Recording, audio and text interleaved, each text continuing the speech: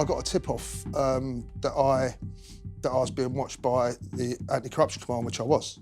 So a police officer corruptly tipped you off? Yeah, I was informed. And the anti-corruption command had no idea that obviously I knew they were watching me. But I didn't care. I was so far gone. I thought I was untouchable. I thought, I'm mixing with so many police, I'm doing all this. They're not going to come after me. Hello and welcome to Crime Suspect, where each week we unravel some of the UK's most prolific crimes, as well as providing in-depth analysis on the criminality that plagues our nation. On the show today, is the biggest gang in Britain actually the police? We expose a complex web of corruption and the chilling extent to which organised crime gangs have infiltrated our coppers. Later, is it safe on your street?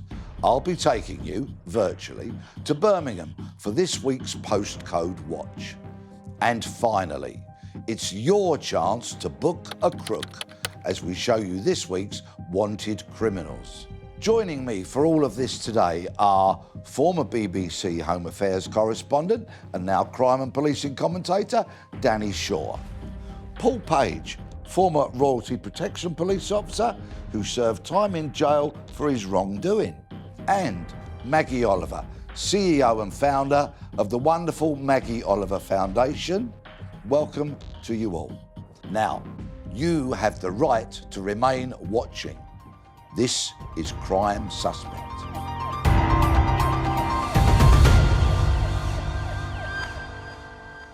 Now, faith in British policing is at an all-time low.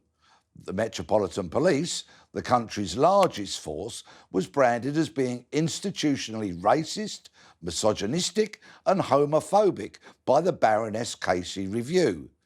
And, more recently, Andrew Malkin was finally freed after spending 17 years behind bars for a crime he didn't commit, largely because of disclosure failures that lay at the door of Greater Manchester Police.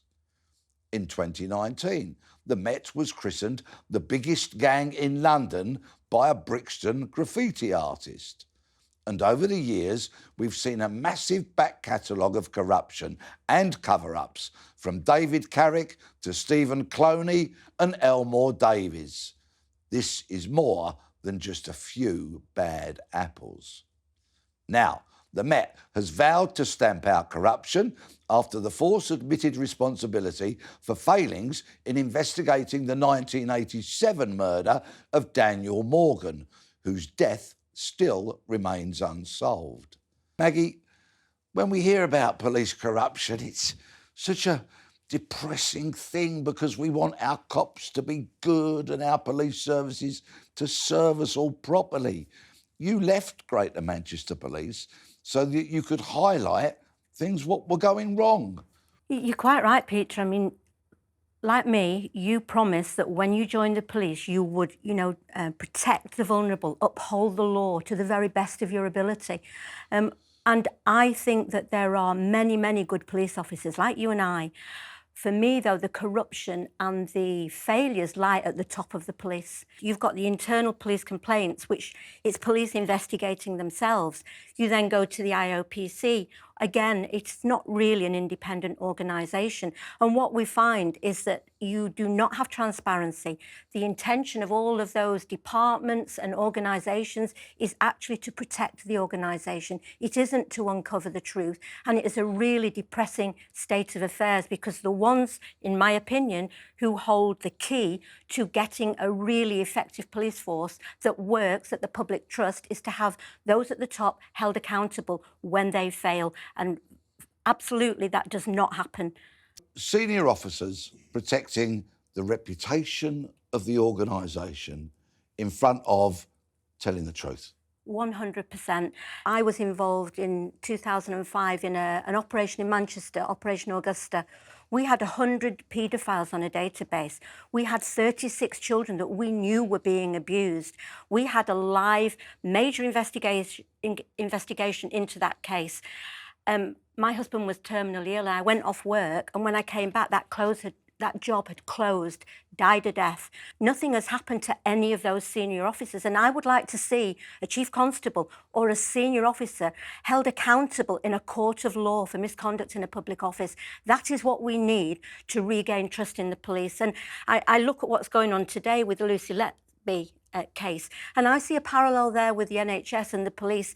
These people at the top are unaccountable. They're protected. The whole establishment closes ranks around them when they are doing what somebody like you and I, as a serving police officer, would go to prison for a long time for being found guilty of. Thank you. Accountability. Accountability. Paul, you were held to account for your actions, but it was a very different set of policing circumstances. Yeah. Tell us what happened, please. I mean, I was on the Royal Protection Command from 98 to 2004. During that time, I was trading on the stock market and became a millionaire, which obviously as a police officer is a big thing. Long story short, about 2000, 2001, there was a crash in the markets. I lost a hell of a lot of money. Unfortunately, what I should have realised then is that it was over. I tried to trade my way out of a loss, which is the worst thing you can do. And not only did I do that, I used other people's money, which was friends, colleagues. I cracked a syndicate within the Royal Protection Command called the Currency Club. And basically, I was taking tens of thousands of pounds off of different officers, and I started losing people's money. And then I started lying about what I was doing with their money as investment. So it was a fraud. It was basically a massive fraud. And I didn't have the guts to, at that time, to stand up and say, look, it's all gone wrong. Had I done that, a lot of people wouldn't have got hurt. But I just didn't have the guts to do it. And it ended up with me corrupting other police officers in terms of getting them to take out fraudulent loans. I was misusing police equipment and vehicles. Officers from different divisions would come to my house and pick up large amounts of cash and throw them across London and the counties to police stations where the money was divided. So how did you go about corrupting an individual officer? What did you say? What did you do? So basically what happened was the seed was already sown. Because I'd become a millionaire, I was driving to work in £80,000 cars. So everyone was looking, I was a somebody on that unit. I was bigger than the chief super at the end of the day. And so you get a reputation in all sort of areas, and people just looked up to me as the money god. So I didn't have to, because I had that image, I didn't have to push too hard for people to give me money. And that was the problem, because my reputation got me in more trouble. And obviously I got more people in trouble. And then once you're then financially beholden to someone, like a lot of these officers were now financially beholden to me because I was looking after their money, it wasn't hard for me to tell them I needed to get a police car and drive it here or do whatever. While they're on duty, Yeah. in a police car, Police vehicle. when they should have been looking for crooks, catching crooks, protecting the public, they're ferrying your money around. Yeah, blues and twos across London to get to where they needed to go. It was horrendous at the end of the day. I mean, the ongoing joke was I had more police cars on my driveway than a local nick. I had SCG bikes, traffic bikes, SCO19 people, all different, coming at different times. I had about 200,000 on the floor, putting it in envelopes and then trying to dish it out to all these people. And it was just going worse. It was getting worse. So it was that corruption. And then I was paying police officers £300 a day to work my shift because I needed to be at home doing the stock market and all this. And it ended up a connection. One incident, police escorts. I was involved with someone who's in the city, major individual in the city, is worth about 100 million. And he was due to have a £50 cash payment. And £50? we were late, 50 grand, 50 grand, pounds, right. £50,000. Yeah. And we were late. And so I met his contact at Beckton in a retail car park, and I brought with me a police area car, BMW, 2 police officers in it. And I gave... Blue lights? Not then, no, not then. Right. They were just there to protect the money. So I gave this contact the 50,000, told him he was going to be escorted into the Limehouse Link, and on the other side there's another police car going to meet him, and he's going to drive him into where he needed to meet this person to make sure the money doesn't get robbed. These police officers are on duty at this time? Yeah. Yeah. Breathtaking. This was all come out in court anyway, so this happened. Yeah. And this is what I'm saying. Because I was so far gone, people were following down my path of destruction. Did you think you're untouchable? Yeah, I mean, what happened was I got a tip-off that I was being watched by the Anti-Corruption Command, which I was. So a police officer corruptly tipped you off? Yeah, I was informed. And the anti-corruption command had no idea that obviously I knew they were watching me. But I didn't care. I was so far gone. I thought I was untouchable. I thought, I'm mixing with so many police, I'm doing all this. They're not going to come after me. When you were finally captured and sent to prison and you served your time, you paid your debt to the public, did any of the officers who had obtained the fraudulent loans and all of that, did any of those get held to account? No. I mean, at the end of the way I saw it, and I still see it, it was all my fault. I know these officers did wrong, whatever, but it was all down to me. They were put in a position that I caused, you know. And at the end of the day, I got a 6-year sentence. I probably should have got more, if I'm going to be honest. It culminated in me getting a contract put on me because someone brought dirty money into the syndicate. I didn't realise it was dirty money at the time, but would I have cared, being how desperate I was? No, I still would have took it. And that individual, a well-known gangster, put a contract out on me. Danny, there's another sort of corruption, isn't there, which we've heard about recently, well, possibly applies to a case we've heard recently. Andrew Malkin, the man I alluded to that served 17 years in jail. It would appear, and we'll have to wait and see what any investigation shows forth, that police officers might not have done what they should have done in terms of disclosing evidence that might have helped Mr. Malkinson's defence team, or certainly his appeals. Now, when police officers do that, there's a title for it, or do things like that, and it's called noble cause corruption. I can't think of anything noble about corruption, but that's a title given to it many years ago. Do we see much of that these days? Well, I think the Andrew Malkinson case is a rare example. It's a shocking example of a man that spent 17 years in prison for a crime, a brutal rape that he didn't commit. And DNA evidence has shown that he wasn't the perpetrator, and documents that should have been disclosed by Greater Manchester Police but weren't have also shown that he was the victim of a miscarriage of justice. But I think that's a rare case, Peter. And the reasons why those documents weren't disclosed, we can speculate about, but whether that was incompetence or whether that was corruption or whether that was negligence, we're going to have to wait for the investigation into that. It certainly could be the case that officers were so desperate to solve this particular crime, horrific crime in the local community. It could be the case that they, went down a particular path that they shouldn't have done. On a broader note with regards to policing, Sir Mark Rowley in particular has been very vocal lately, saying, I can't get rid of these corrupt officers quickly enough or effectively enough. What are the problems that lie behind that? Well, I think firstly, Sir Mark Rowley is talking more about misconduct. I mean, I think there is, of course, an element of corruption in the Met as there is in other forces. But I think he's more concerned with officers who've been found guilty of wrongdoing, whether it's abuse of their position for sexual purposes, incidents like that for which he can't get rid of them because of the very convoluted and lengthy misconduct system, and also the fact that there's no automatic dismissal for someone who fails their vetting. All of those factors really play into this problem that Sir Mark Rowley's identified. He can't get rid of hundreds of officers. Vetting, which you bring up, which I think is a very important point, because we know, sadly, that the vetting hasn't been what it should have been in recent years, and consequently, many people who are unfit to join policing have done exactly that. We also know that certain police officers are groomed by organised crime to go into the police service. And you were in prison with one such man, Paul. Yeah.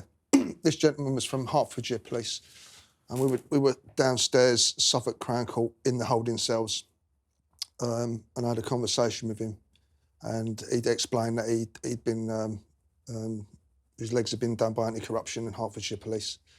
He said, I'm gone, they've got me. He goes, I joined the job to be corrupt. I mean, I was bad enough, don't get me wrong, but I wasn't that bad. And you didn't join the police to be corrupt? I didn't join the police to be corrupt, but he did. But he did? He said it, yeah. And what was his corruption? So basically, he was your archetypical bent for self. So he was nicking, going on drugs raids, taking off the powder or the money and stuff like that. He was selling information to other drug dealers and stuff like that, and they were acting on his information and robbing other drug dealers. See, I'd say that you're always going to get bad apples in an organisation like the police. You are always going to get officers on the ground who need to be rooted out. I think that the police complaint system is unfit for purpose. I think if we had changes at the top and a truly independent organisation, that would ensure that people's voices are heard, we really would have a much better system. I mean, you mentioned the Federation. Now, when I didn't want to resign from the police, you know, I spent 18 months as a serving police officer trying to get the Chief Constable, everybody, the IOPC, the Home Office, to listen to what I was saying. The Federation, you know, initially when I was just this officer who really wasn't, they thought I would go away. You know, you're a silly little girl, go away. They paid for me to see a lawyer. When that lawyer said, we have never heard anything like this, you give us your file of evidence, we will look into it. That's when the Federation said, we're not paying for you anymore. You give all your evidence to the internal solicitors within GMP. And I said, absolutely no way. But the Chief Constable at the time knew what I was saying. The corruption for me lies at the top, protecting the organisation. And Danny, if I give you a magic wand and suddenly place you in charge of British policing, how would you address the problem of corruption, whether it be at the higher echelons or police officers at the coalface? You need continual vetting.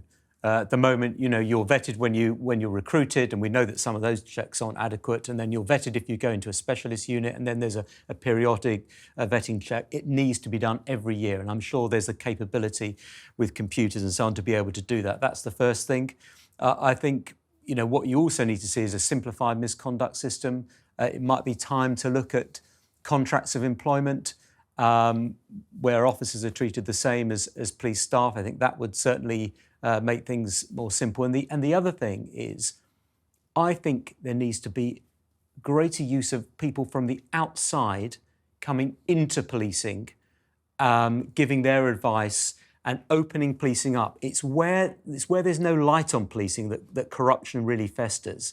I know there's a big controversy at the moment with Sir Mark Rowley leading the charge against having independent, legally qualified chairs of police misconduct hearings. And I know Sir Mark's very against that, and he wants police officers to be heading those panels, those misconduct panels.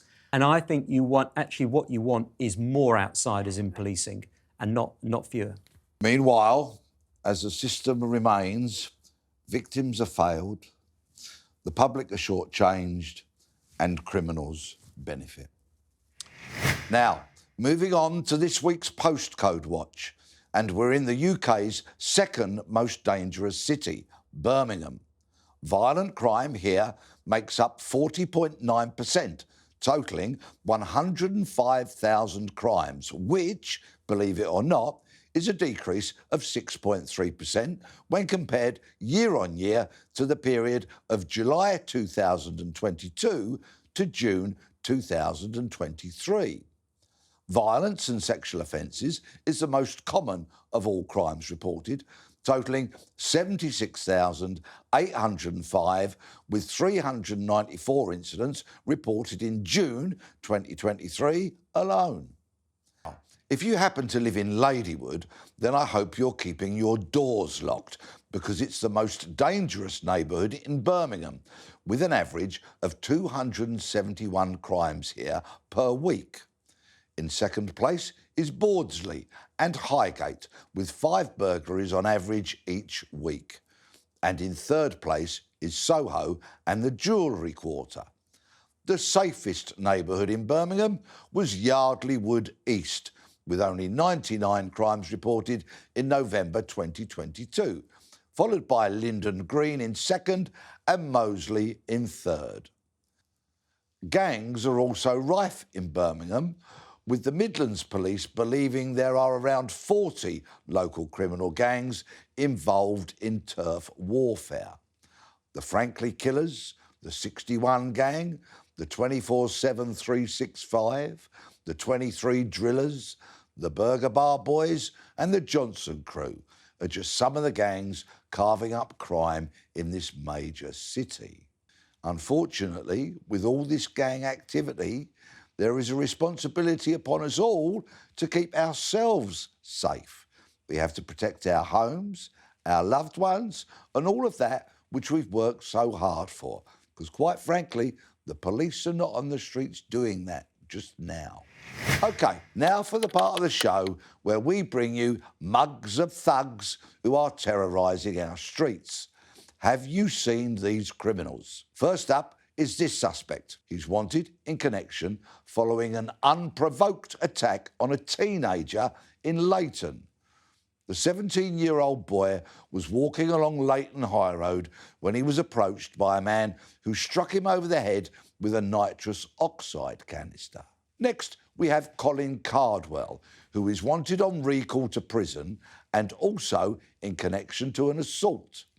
He is described as 6 foot 1 inches tall, has medium build, short brown hair and blue eyes. Colin has links to Speak, Blackburn and Barrow-in-Furness.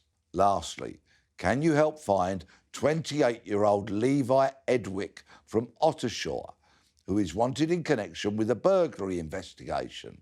Levi is described as white, around 5 foot 9 inches tall, of medium build with brown hair. If you think you know or have seen any of these crooks, get in touch anonymously with Crime Stoppers on 0800 555 111. Right, that's all we've got time for this week. Many thanks to Danny, Paul and Maggie.